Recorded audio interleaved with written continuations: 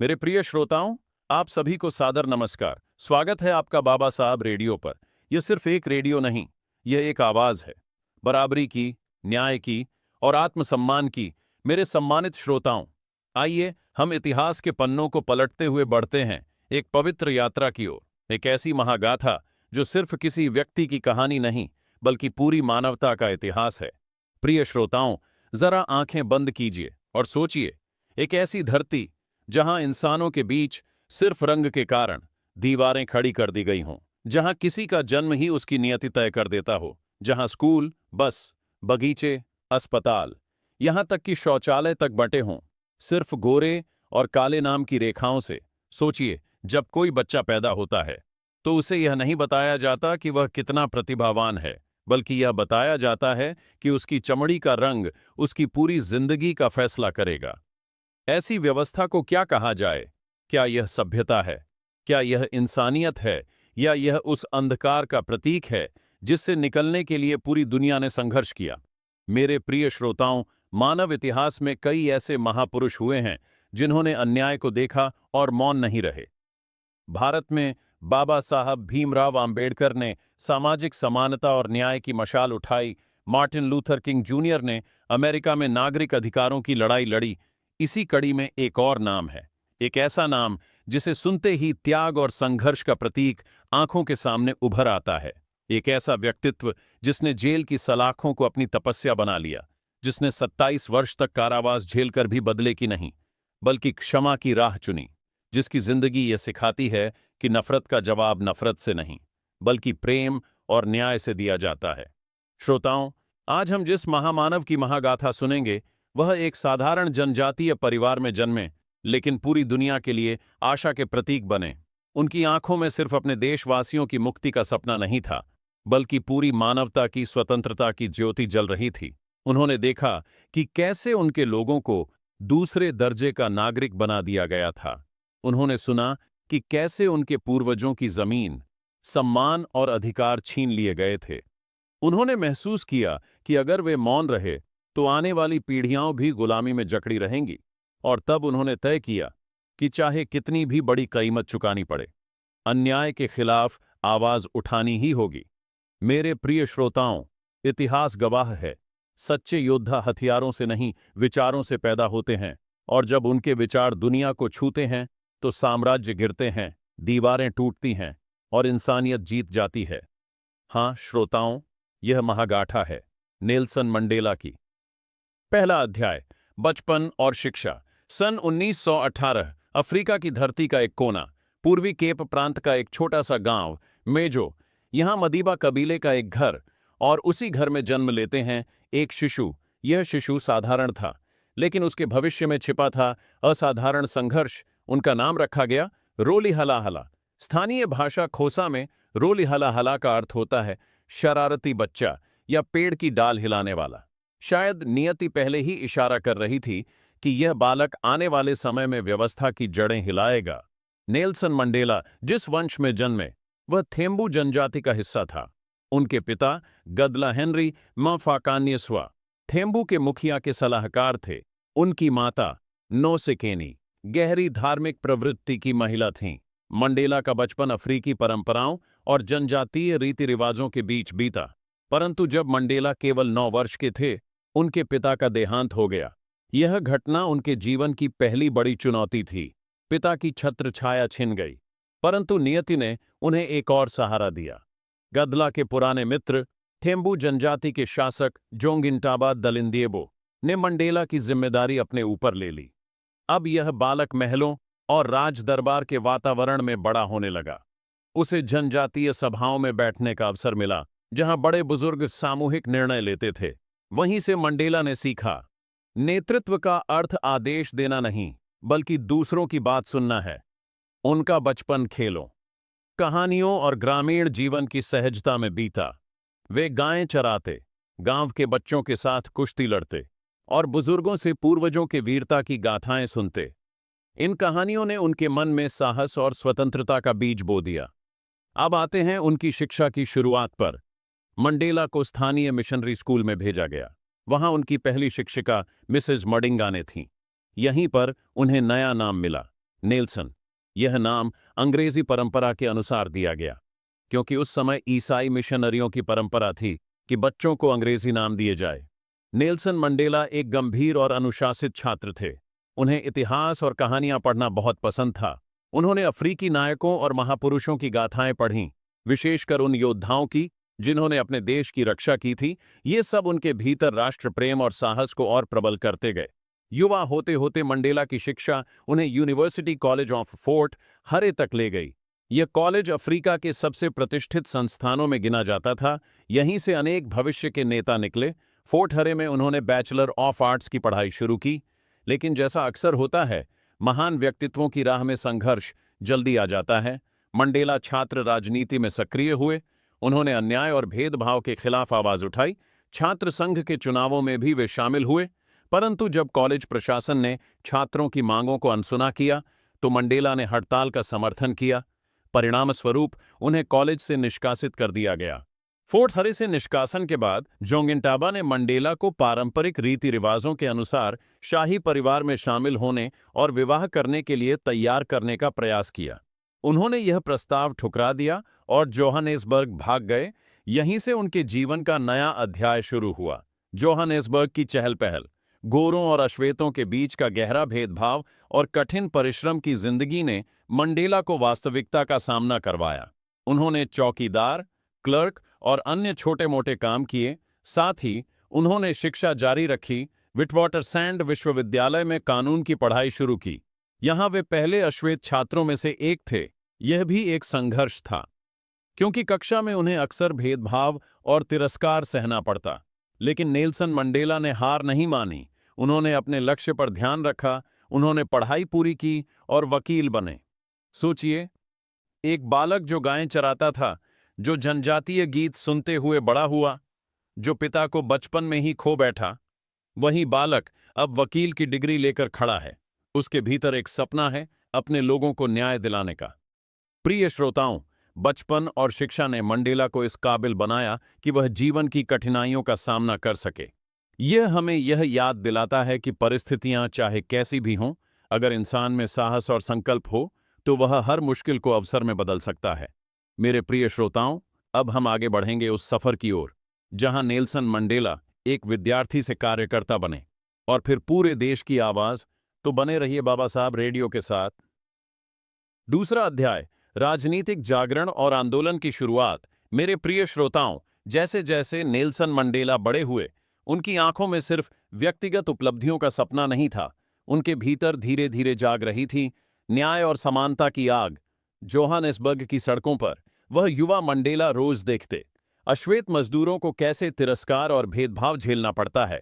कस्बों और शहरों में उन्हें अलग अलग प्रवेश द्वारों और बसों में बैठाया जाता। उनकी आवाज और अस्तित्व को सीमित किया गया। और उस समय लागू पासबुक का नियम, एक साधारण सा दस्तावेज जिसे सरकार ने हर अश्वेत नागरिक को साथ रखने के लिए बाध्य किया था, सिर्फ पहचान पत्र नहीं था, यह एक नियंत्रण और निगरानी का हथियार था।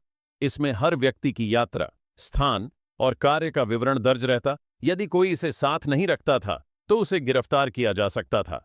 उपवास, यातनाएं और जेल की धमकी का सामना करना पड़ता। यह नियम अश्वेतों की स्वतंत्रता को बंधक बनाता, उनकी आत्मसम्मान की नींव को हिला देता और उन्हें अपने देश में नागरिक की तरह जीवन जीने से रोकता। यह दृश्य मंडेला के भीतर एक निर्णायक बदलाव लाया। वे समझ गए कि शिक्षा और व्यक्तिगत उपलब्धि अकेले पर्याप्त नहीं है। देश और समुदाय की सेवा का दायित्व उनसे बुला रहा था। सन 1954 में मंडेला ने एक महत्वपूर्ण कदम उठाया। उन्होंने अफ्रीकी राष्ट्रीय कांग्रेस में सदस्यता ली। यह संगठन अश्वेत लोगों के अधिकारों के लिए स्थापित हुआ।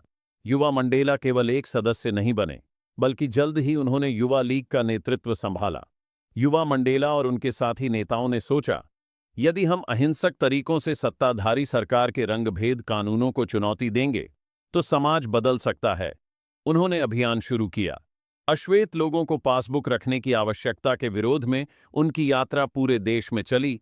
हर गांव, हर शहर और हर सभा में मंडेला ने लोगों को समझाया, हमारा अधिकार केवल शिक्षा और रोजगार में नहीं, बल्कि जीवन की हर स्वतंत्रता में है। सन 1952 में मंडेला ने अपने सहयोगी ओलिवर टैम्बो के साथ मिलकर जोहान्सबर्ग में दक्षिण अफ्रीका का पहला अश्वेत कानूनी व्यवसाय शुरू किया। यह सिर्फ एक कानूनी फर्म नहीं थी, बल्कि यह संघर्ष का एक उपकरण था, जहां रंगभेद कानूनों से उत्पन्न मामलों में न्याय की लड़ाई लड़ी जाती। उसी समय मंडेला ने देखा कि सिर्फ कानून और अहिंसक विरोध पर्याप्त नहीं होंगे। शारीरिक और मानसिक दबाव, यात्रा और मेलजोल पर प्रतिबंध। सरकार ने उन्हें बार बार निशाना बनाया, लेकिन मंडेला ने हिम्मत नहीं हारी। सन 1956 और उसके बाद की घटनाओं ने मंडेला को सशक्त बना दिया। उनकी प्रतिबद्धता ने उन्हें भूमिगत आंदोलन की ओर अग्रसर किया। उन्होंने समझा कि संघर्ष की नई रूपरेखा की आवश्यकता है। उमखोंटो वेसिज्वे, राष्ट्र का भाला, की स्थापना इस उद्देश्य से हुई। मंडेला ने प्रशिक्षण के लिए अफ्रीका के कई देशों की यात्रा की। उनका उद्देश्य था सशस्त्र और संगठित प्रतिरोध। वे जानते थे कि यह मार्ग कठिन और खतरनाक होगा, लेकिन उनका उद्देश्य स्पष्ट था, अपने देश में समानता और स्वतंत्रता की स्थापना। प्रिय श्रोताओं, जैसे जैसे मंडेला का राजनीतिक और सामाजिक दृष्टिकोण परिपक्व हुआ, वे केवल अपने लिए नहीं, बल्कि पूरे समुदाय के लिए लड़ने लगे। उनकी शिक्षा, समझ और साहस, यह सब मिलकर एक ऐसे नेता को आकार दे रहे थे जो आने वाले वर्षों में दक्षिण अफ्रीका के इतिहास को हमेशा के लिए बदल देगा। तीसरा अध्याय, भूमिगत गतिविधि, रिवोनिया परीक्षण और जेल की चुनौती। मेरे प्रिय श्रोताओं, जैसे जैसे मंडेला की राजनीतिक सक्रियता बढ़ी, उनकी जीवन यात्रा अब एक नए और कठिन मोड़ पर पहुंच रही थी। सन 1960 में शार्पविले की घटनाएं पूरे देश में गूंज उठीं। पुलिस बलों ने निहत्थे अश्वेत लोगों पर गोलियां चलाईं। 70 से अधिक निर्दोष नागरिकों की जान गई। यह अत्याचार मंडेला के भीतर एक निर्णायक बदलाव लाया। वे समझ गए कि केवल अहिंसा और कानूनी संघर्ष अब पर्याप्त नहीं है। साथ ही एनसी पर प्रतिबंध ने उन्हें और उनके साथियों को भूमिगत गतिविधियों के लिए प्रेरित किया। मंडेला ने यह चुनौती स्वीकार की। उन्होंने अपना अहिंसक रुख त्यागा और दक्षिण अफ्रीकी शासन के खिलाफ सशस्त्र प्रतिरोध का मार्ग अपनाया। इसी दौरान उन्होंने उमखोंटो वेसिज्वे, राष्ट्र का भाला, की स्थापना में नेतृत्व की। यह संगठन देश के लिए एक नई उम्मीद बन गया, एक ऐसा अस्त्र जो अत्याचार और अन्याय के खिलाफ खड़ा हो सके। भूमिगत जीवन आसान नहीं था। मंडेला को हमेशा पकड़ने का खतरा बना रहता। फिर भी उनकी सूझबूझ और साहस ने उन्हें ब्लैक पिंपरनेल के नाम से जाना जाने योग्य बना दिया।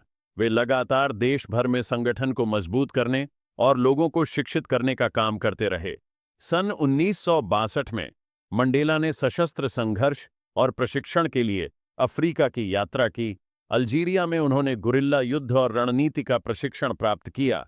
वह जानते थे कि लौटकर उनका सामना गिरफ्तारियों और जेल की कठोर परिस्थितियों से होगा, लेकिन उनका उद्देश्य न्याय और स्वतंत्रता स्पष्ट था। 7 अगस्त को दक्षिण अफ्रीका लौटने के तुरंत बाद उन्हें नटाल में सड़क नाके पर गिरफ्तार कर लिया गया। उन्हें 5 साल की जेल की सजा सुनाई गई, लेकिन यह केवल प्रारंभिक संघर्ष था। अक्टूबर 1913 में मंडेला और उनके कई सहयोगियों पर रिवोनिया ट्रायल चला। यह मुकदमा उनके भूमिगत संगठन की गतिविधियों के खिलाफ था। सत्ता पक्ष ने दावा किया कि वे आतंकवादी हैं, लेकिन मंडेला ने कटघरे से कहा, मैंने श्वेत वर्चस्व के विरुद्ध संघर्ष किया है और मैं अश्वेत वर्चस्व के विरुद्ध भी नहीं लड़ूंगा। मैंने एक लोकतांत्रिक और स्वतंत्र समाज की आकांक्षा रखी है, जहां सभी लोग समान अवसरों और सद्भाव के साथ जीवन जी सकें। यदि आवश्यकता पड़ी तो मैं इसके लिए मरने को तैयार हूं। उनके भाषण ने अंतर्राष्ट्रीय स्तर पर ध्यान आकर्षित किया। मंडेला ने न केवल अपने विचारों की स्पष्टता दिखाई, बल्कि अत्याचार और अन्याय के खिलाफ अदम्य साहस का उदाहरण प्रस्तुत किया। बाद में 12 जून 1964 को उन्हें आजीवन कारावास की सजा सुनाई गई। मृत्युदंड की संभावना से वे बाल बाल बचे, लेकिन रॉबिन द्वीप की जेल में उन्हें 27 वर्ष बिताने पड़े। रॉबिन द्वीप की परिस्थितियां असाधारण कठिन थीं, जेल की कठोरता, बीमारियां और अकेलापन, लेकिन मंडेला ने कभी अपने विश्वास और उद्देश्य को खोने नहीं दिया। उन्होंने शिक्षा जारी रखी, साथियों के साथ रणनीति बनाई और युवा कैदियों में नेतृत्व और प्रेरणा का प्रकाश फैलाया। प्रिय श्रोताओं, इस अध्याय में हम देखते हैं कि किस प्रकार मंडेला ने न केवल प्रतिरोध किया, बल्कि अत्यंत कठिन परिस्थितियों में भी अपनी मानवीय गरिमा और साहस को अक्षुण्ण रखा। उनकी दृढ़ इच्छा शक्ति और न्याय के प्रति अडिग प्रतिबद्धता ने अंतर्राष्ट्रीय प्रतीक बना दिया। चौथा अध्याय, रिहाई, राष्ट्रपति पद और सामाजिक परिवर्तन। मेरे प्रिय श्रोताओं, जेल की सलाखों के पीछे बिताए गए 27 वर्ष ने नेल्सन मंडेला को तो कभी तोड़ नहीं पाया, बल्कि उन्हें और भी मजबूत, संकल्पशील और दूरदर्शी बना दिया। रिहाई का वह दिन आया 11 फरवरी 1990, जब मंडेला ने स्वतंत्रता की पहली सांस ली। लेकिन यह केवल व्यक्तिगत मुक्ति नहीं थी, यह पूरे देश के लिए एक नया सवेरा था। देश के अश्वेत और वंचित नागरिकों के लिए, जो दशकों तक उत्पीड़न और भेदभाव झेलते आए थे, यह विश्वास और उम्मीद की किरण थी। मंडेला ने रिहाई के तुरंत बाद ही वार्ता का मार्ग अपनाया। वे जानते थे कि दक्षिण अफ्रीका के लिए केवल क्रोध और बदला पर्याप्त नहीं होगा। देश को चाहिए था संवाद, समझौता और सामूहिक पुनर्निर्माण। उनकी बातचीत में चाहे पूर्व राष्ट्रपति FW क्लार्क जैसे राजनीतिक विरोधी हों या अन्य नेता, मंडेला ने हमेशा देश और समाज की भलाई को सर्वोपरि रखा। उनका नेतृत्व केवल राजनीतिक नहीं था, यह सामाजिक और नैतिक भी था।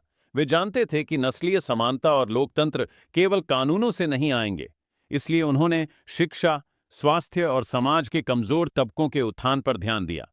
अप्रैल 1994, दक्षिण अफ्रीका ने अपने पहले लोकतांत्रिक चुनाव का अनुभव किया। मंडेला ने इस चुनाव में अपना मत डाला और मई 10 को देश के पहले लोकतांत्रिक रूप से निर्वाचित अश्वेत राष्ट्रपति के रूप में नेल्सन मंडेला ने शपथ ग्रहण की। राष्ट्रपति के रूप में उनका दृष्टिकोण स्पष्ट था: क्षमा, सहयोग और समानता। वे जानते थे कि पुराने घावों को भरने और समाज को एकजुट करने के लिए केवल शक्ति का प्रयोग पर्याप्त नहीं होगा। वे स्वयं उदाहरण बने, एक ऐसा नेता जो अत्याचार और अन्याय के प्रति संवेदनशील था, लेकिन बदले की भावना से मुक्त था। उनकी कार्यशैली में शिक्षा का विशेष महत्व था। उन्होंने नए विद्यालय, विश्वविद्यालय और प्रशिक्षण केंद्र स्थापित किए। युवा वर्ग को सशक्त बनाने का उनका उद्देश्य स्पष्ट था, क्योंकि शिक्षा ही समाज और राष्ट्र का आधार है। सन 1993 में अपने 80वें जन्मदिन पर उन्होंने अपनी तीसरी पत्नी ग्रासा माशेल से विवाह किया। यह विवाह केवल व्यक्तिगत सुख का प्रतीक नहीं था, यह एक सामाजिक संदेश भी था, समानता, प्रेम और मानवता के मूल्यों का। उनके राष्ट्रपति कार्यकाल के दौरान मंडेला ने दक्षिण अफ्रीका में नस्लवाद और भेदभाव के खिलाफ कई सुधार लागू किए। राजनीतिक विरोधियों को भी उन्होंने सम्मान और अवसर दिया। देश की सुरक्षा, आर्थिक विकास और अंतर्राष्ट्रीय प्रतिष्ठा, सभी क्षेत्रों में उनका योगदान अमूल्य रहा। प्रिय श्रोताओं, मंडेला का जीवन हमें यह सिखाता है कि परिवर्तन केवल संघर्ष से नहीं आता, बल्कि धैर्य, संवाद और सहयोग से भी आता है। उनकी कार्यशैली, साहस और समर्पण आज भी हमें प्रेरित करता है। वे केवल एक राष्ट्रपति नहीं थे, वे एक प्रतीक थे, न्याय, समानता और स्वतंत्रता का प्रतीक। उनकी यात्रा ने दिखाया कि कठिनाई चाहे कितनी भी बड़ी हो, सच्ची निष्ठा और उद्देश्यपूर्ण प्रयास से उसे पार किया जा सकता है। मंडेला ने अपनी कहानी से हमें यह भी सिखाया कि केवल सत्ता में पहुंचना ही पर्याप्त नहीं है, महानता का माप है किस तरह आप दूसरों की भलाई और समाज के उत्थान के लिए कार्य करते हैं। प्रिय श्रोताओं, जैसे मंडेला ने अपनी कठिनाइयों के बावजूद समाज की दिशा बदली, वैसे ही हमें भी अपनी छोटी छोटी चुनौतियों में धैर्य और साहस दिखाना चाहिए। सत्य, न्याय और समानता के मार्ग पर चलना कठिन है, लेकिन यह मार्ग हमेशा मानवता और आदर्शों तक पहुंचाता है। मेरे प्रिय श्रोताओं, नेल्सन मंडेला केवल दक्षिण अफ्रीका के लिए नहीं, बल्कि पूरी दुनिया के लिए एक प्रतीक बन गए। उनका जीवन, उनका संघर्ष और उनका योगदान सिखाता है कि समानता, न्याय और मानवाधिकार के लिए प्रयास सीमाओं से परे होता है। जेल से रिहा होने के बाद मंडेला ने अंतर्राष्ट्रीय मंच पर भी अपनी आवाज बुलंद की। उन्होंने अन्य देशों के नेताओं के साथ संवाद किया, शांति और न्याय के लिए गठजोड़ किया और दक्षिण अफ्रीका में रंगभेद की समाप्ति के लिए वैश्विक समर्थन जुटाया। उनकी नीति हमेशा स्पष्ट थी: सहिष्णुता, संवाद और समझौता। वे जानते थे कि केवल क्रोध और बदला समाज को नहीं बदल सकता। इसलिए उन्होंने देश की राजनीति, अर्थव्यवस्था और समाज में समावेशिता को बढ़ावा दिया। उनकी अंतर्राष्ट्रीय यात्रा ने दिखाया कि नेतृत्व केवल देश तक सीमित नहीं होता, बल्कि विश्व समुदाय के लिए भी प्रेरणा बन सकता है। सन 2009 में संयुक्त राष्ट्र ने 18 जुलाई को नेल्सन मंडेला अंतर्राष्ट्रीय दिवस के रूप में घोषित किया। यह दिन केवल सम्मान का नहीं, बल्कि सकारात्मक क्रिया और सेवा का प्रतीक है। संयुक्त राष्ट्र ने इस दिन को 66 मिनट के लिए सेवा समर्पित करने का संदेश दिया, क्योंकि यह मंडेला के संतोषजनक सार्वजनिक सेवा के 66 वर्षों का सम्मान है। हर व्यक्ति, हर नागरिक को यह चुनौती दी जाती है कि वह अपने समय का एक अंश दूसरों की भलाई में लगाए। मंडेला की विरासत केवल राजनीतिक उपलब्धियों तक सीमित नहीं रही। वे शिक्षा, स्वास्थ्य, मानवाधिकार और पर्यावरण के क्षेत्र में भी सक्रिय रहे। उनकी सोच हमेशा भविष्य की पीढ़ियों और समाज के कमजोर वर्गों की भलाई पर केंद्रित रही। वे जानते थे कि समाज की सच्ची मजबूती तभी आती है जब हर व्यक्ति स्वतंत्र, समान और सुरक्षित महसूस करे।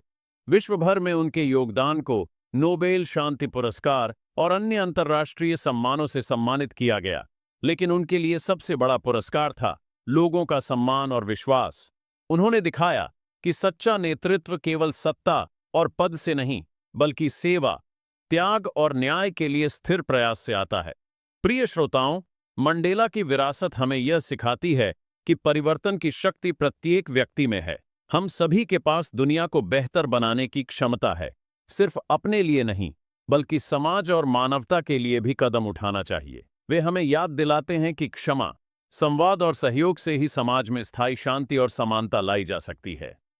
मंडेला ने दुनिया को यह संदेश दिया कि चाहे परिस्थिति कितनी भी कठिन हो, सत्य और न्याय की ओर चलने वाला व्यक्ति कभी असफल नहीं होता। उनकी जीवन गाथा हमें प्रेरित करती है कि हम भी अपने जीवन में साहस, धैर्य और संवेदनशीलता के साथ समाज की सेवा करें। प्रिय श्रोताओं, आज नेल्सन मंडेला केवल इतिहास की किताबों में नहीं हैं। वे हमारे विचारों, हमारे निर्णयों और हमारे कार्यों में जीवित हैं। उनकी विरासत हमें यह विश्वास देती है कि छोटे छोटे प्रयास भी बड़ा बदलाव ला सकते हैं और हर व्यक्ति अपने जीवन में सकारात्मक परिवर्तन लाने में सक्षम है। छठा अध्याय, मंडेला का जीवन दर्शन और प्रेरणादायक संदेश। मेरे प्रिय श्रोताओं, नेल्सन मंडेला का जीवन केवल घटनाओं का सिलसिला नहीं था, बल्कि यह सत्य, साहस और मानवता की एक पवित्र यात्रा थी। मंडेला ने हमें यह सिखाया कि साहस का अर्थ डर का अभाव नहीं, बल्कि डर पर विजय पाना है। बहादुर वह नहीं जो भय से अछूता रहे, बल्कि वह है जो अपने डर को पार कर अपने उद्देश्य की ओर बढ़े। उन्होंने अपने जीवन में यही सिद्धांत अपनाया। चाहे जेल की सलाखें हों, दुश्मनों की धमकियां हों या समाज में फैली असमानता और अन्याय, उनका जीवन हमें यह भी सिखाता है कि छोटा खेलना किसी के लिए भी लाभकारी नहीं है। हम में हर किसी में एक अद्वितीय क्षमता है, एक प्रकाश है जो अंधेरे में भी दूसरों को मार्गदर्शन दे सकता है। मंडेला ने कभी अपनी सीमाओं को अपनी प्रेरणा बनने नहीं दिया। वे हमेशा बड़े उद्देश्य की ओर देखते रहे और हमें यह उदाहरण दिया कि अपने डर और संकोच पर विजय पाना ही असली साहस है।